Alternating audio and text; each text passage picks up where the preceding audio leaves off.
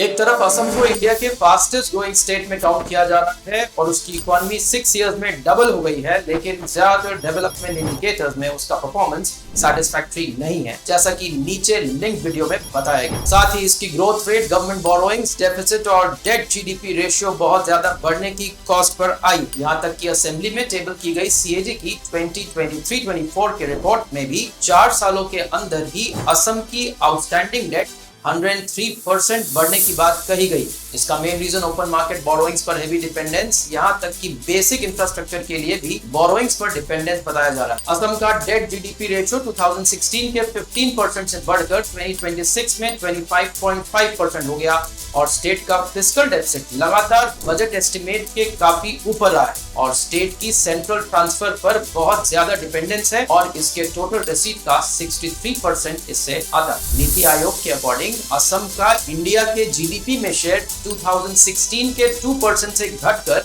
2026 में 1.8% पर आ गया और इसकी पर कैपिटा इनकम भी नेशनल एवरेज से 32% नीचे रही और ये रैंकिंग में सबसे नीचे के स्टेट्स में रहा। और आरबीआई डेटा के अकॉर्डिंग स्टेट का नेट डोमेस्टिक प्रोडक्ट 2015-16 से 2024-25 के बीजेपी रूल के 9 सालों में 75% बढ़ा, जबकि 2005-6 से 2014-15 तक कांग्रेस के 15 साल में से इन 9 सालों में ये 56% बढ़ा। असम का पर कैपिटा यानी प्रति व्यक्ति नेट स्टेट डोमेस्टिक प्रोडक्ट 2015-16 से 2024-25 तक बीजेपी के 9 साल के रूल में और 2005-6 से 2014-15 तक कांग्रेस के 15 साल में से 9 सालों में दोनों में ही 60% से बढ़ा। नीति आयोग के अकॉर्डिंग बीजेपी के पहले टर्म में डिमोनेटाइजेशन के बाद 2020 में असम का अनएम्प्लॉयमेंट रेट बढ़कर 7.9% हो गया था, जबकि कांग्रेस के सेकेंड लास्ट ईयर 2015 में ये 4% पर था।